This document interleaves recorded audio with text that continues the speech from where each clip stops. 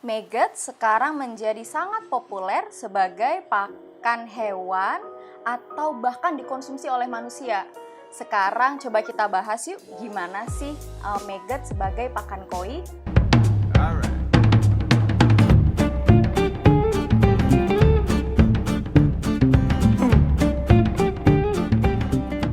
Halo Paman dan Bibi, para pecinta dan peminat koi. Perkenalkan, nama saya Dr. Hewan Citan.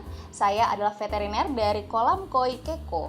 Nah, sebelum kita lanjut ke pembicaraan kita yang menarik tentang maggot ini, ada kabar baik nih untuk Paman dan Bibi semua, karena majalah Kois edisi 68 sudah terbit. Belum jadi penghobi yang sah kalau misalnya kalian semua belum berlangganan majalah ini nih, karena di sini banyak banget mengandung informasi-informasi penting tentang koi yang paling update, dan gak kalah penting ada tulisan saya mengenai nutrisi untuk ikan koi.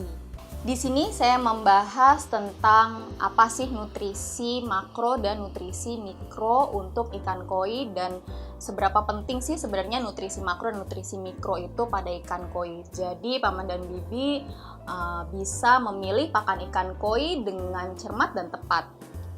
Untuk berlangganan majalah ini bisa menghubungi Mbak Ita, nomornya akan kita cantumkan di deskripsi di bawah video ini.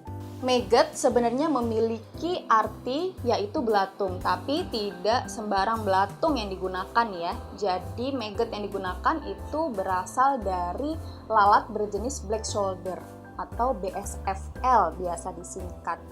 Nama biologisnya itu Hermesia illucens. Bukan lalat-lalat yang suka hinggap di rumah-rumah Anda, itu namanya Musca domestica. Sudah lama sebenarnya BSFL ini diteliti sebagai campuran bahan pakan ikan koi dan terbukti baik hasilnya.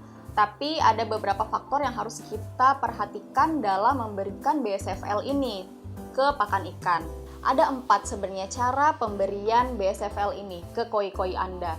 Yang pertama, saya pernah lihat diberikan secara hidup-hidup. Jadi ya memang maggot diberikan langsung ke koinya begitu saja.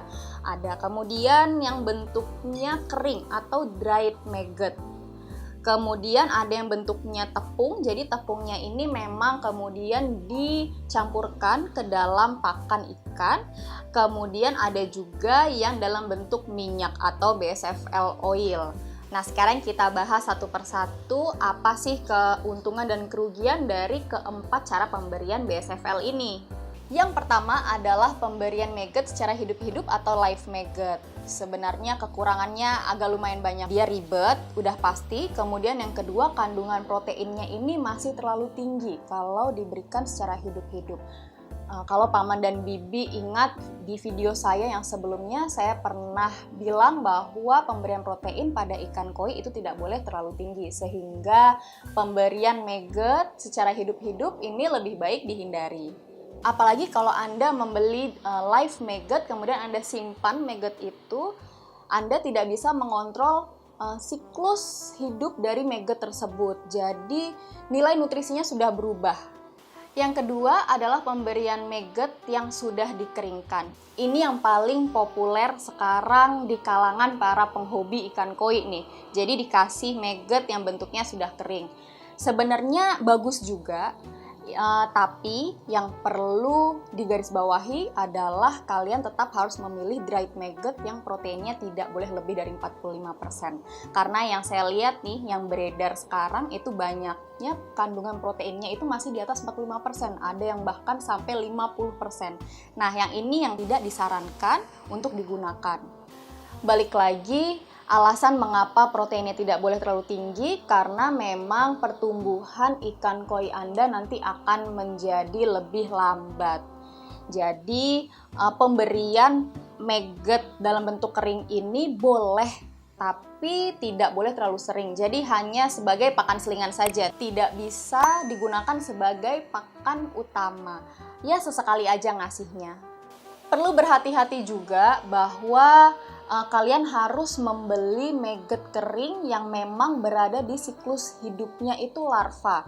Jangan sampai kalian beli maggot kering yang siklus hidupnya itu dia sudah masuk ke pupa atau prepupa, karena nanti kandungan nutrisinya itu akan jauh sangat berbeda. Cara pemberian yang ketiga yaitu memberikan maggot dalam bentuk tepung. Jadi maggot dalam bentuk tepung ini dicampurkan ke dalam pakan ikan koi sebagai pengganti tepung ikan. Tapi yang perlu diketahui dan perlu berhati-hati, menurut penelitian yang ada, tetap tepung ikan itu adalah merupakan bahan baku utama yang paling baik. Belum ada yang benar-benar bisa menggantikan tepung ikan sepenuhnya. Hal ini dikarenakan tepung ikan itu tetap memiliki asam amino esensial yang paling lengkap dibandingkan dengan tepung manapun, termasuk tepung maggot. Kalaupun ditambahkan ke dalam pakan, persentasenya itu tidak boleh terlalu tinggi karena nanti akan menggeser fungsi tepung ikan sebagai bahan baku utama dan sumber asam amino esensial utama dalam pakan. Sebagai referensi, ini saya tunjukkan perbandingan kandungan nutrisi tepung BSFL dan tepung ikan yang saya ambil dari jurnal. Yang menjadi beda di sini, kandungan masing-masing asam amino pada tepung ikan tetap lebih tinggi dibandingkan tepung BSFL. Lebih detail lagi mengenai tepung maggot tadi, proses pembuatan tepung maggot itu sebenarnya ada dua jenis. Ada yang namanya wet process dan ada dry process. Jauh lebih baik kalau menggunakan tepung maggot yang diproses secara dry process, bukan wet process, karena wet process ini dia memiliki tingkat moisture yang sangat tinggi. Yang terakhir adalah pemberian ekstrak BSFL dalam bentuk minyak atau BSFL oil. Anda menyebutnya minyak maggot juga nggak masalah. Tujuan pemberian BSFL dalam bentuk minyak ini tidak untuk diambil proteinnya, tapi untuk diambil asam lemaknya yang berfungsi untuk meningkatkan penyerapan protein yang tadi sudah dibawa oleh tepung ikan, sehingga pertumbuhan koi Anda menjadi lebih baik. Selain membantu penyerapan protein, minyak maggot atau BSFL oil ini juga bisa meningkatkan penyerapan dari vitamin yang sifatnya fat soluble. Sehingga memang dalam banyak referensi ini mengatakan BSFL oil sifatnya kemudian bisa menjadi antimikrobial dan antivirus. Secara keseluruhan, koi Anda bisa tumbuh menjadi lebih baik dan lebih sehat.